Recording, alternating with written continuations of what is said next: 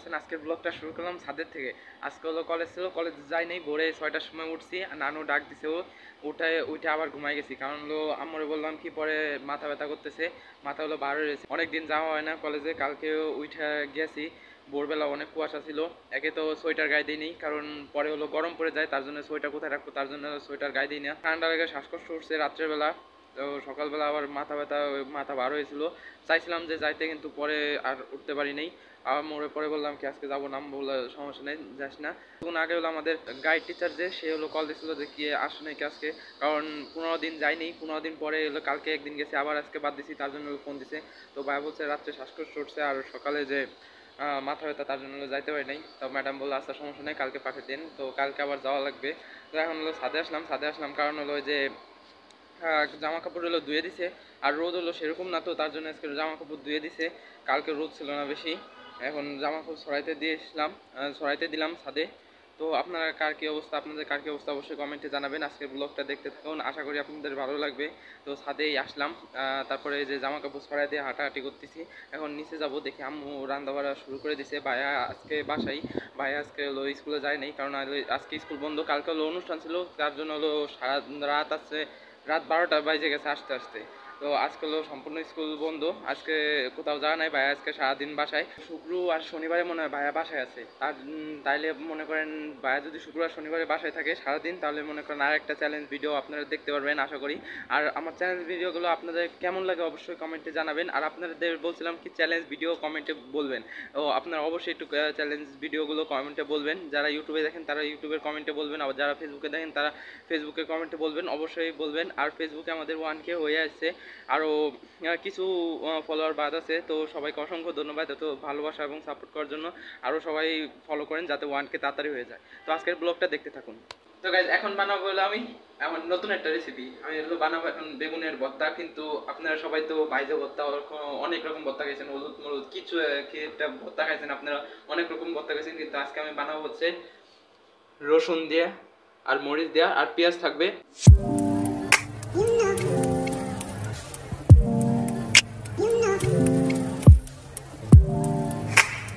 আজকের ভর্তাটা করবো হলো বেগুন ভর্তাটা করবো হলো রসুন দিয়ে আর হলো মরিচ দেওয়া, আর পেঁয়াজ তো থাকবেই। বেগুন ভর্তায় তো পেঁয়াজ তো লাগেই, তো শুধু হলো রসুন আর মরিচ দিয়ে সাজাইছি, পেঁয়াজ এখনো কাটা হয় নাই। রসুন টসুন সব বাইছে, তারপরে একবারে করছি। আমি যে এইভাবে ভর্তা করবো, হয়তো অনেকজন খাইছেন এইভাবে ভর্তা করে, কিন্তু আমার আজকে তৃতীয়বার এই ভর্তাটা বানাবো আমি।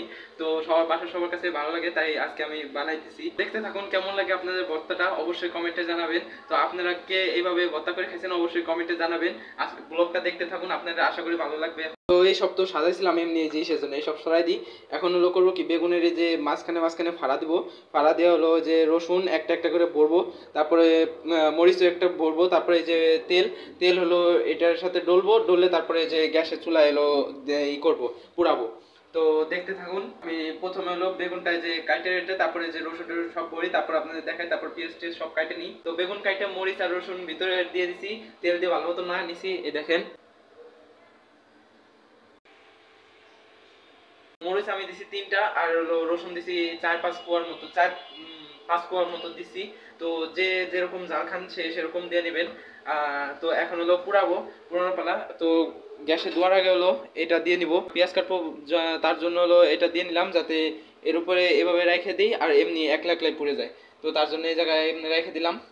A few moments later. তো পেঁয়াজটা সব কাটে নিছি, এই যে সব কুচি করে কাটে নিছি।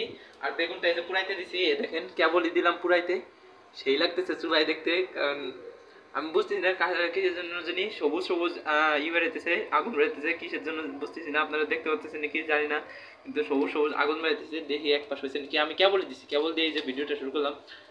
এই দেখেন হয়ে আছে, দাগ হয়েছে একটু, তার মানে হইতেছে। তো সফল হব। তো হইতেছে, ভালোই লাগতেছে। তো সম্পূর্ণটা হওয়ার পর আপনাদের দেখাই। Up with the dawn, I look out to a brand new horizon, where the colors all blend like a friendly hello from the... বেগুন পোড়ানোটা হয়ে গেছে, এই দেখেন আপনাদের দেখাই, এই যে।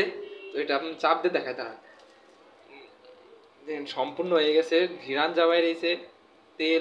তেল তো গুণই বেশি হয়ে গেছে, আম্মুরে বলা যাবে না তেল বেশি হয়ে গেছে।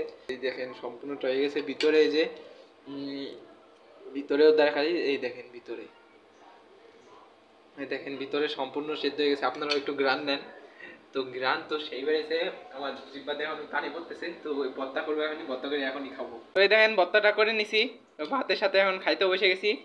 তো আপনারা কে কিভাবে ভর্তা করেন অবশ্যই কমেন্টে জানাবেন, আর এই ভর্তাটা আপনারা কে কে খাইছেন অবশ্যই কমেন্টে জানাবেন। আজকের ভিডিওটা এই পর্যন্তই। যারা ইউটিউবে দেখেন তারা সাবস্ক্রাইব করবেন এবং যারা ফেসবুকে দেখেন তারা ফলো করে দিবেন। তো সবাই ভালো থাকবেন, সুস্থ থাকবেন, আমাদের জন্য দোয়া করবেন। But it did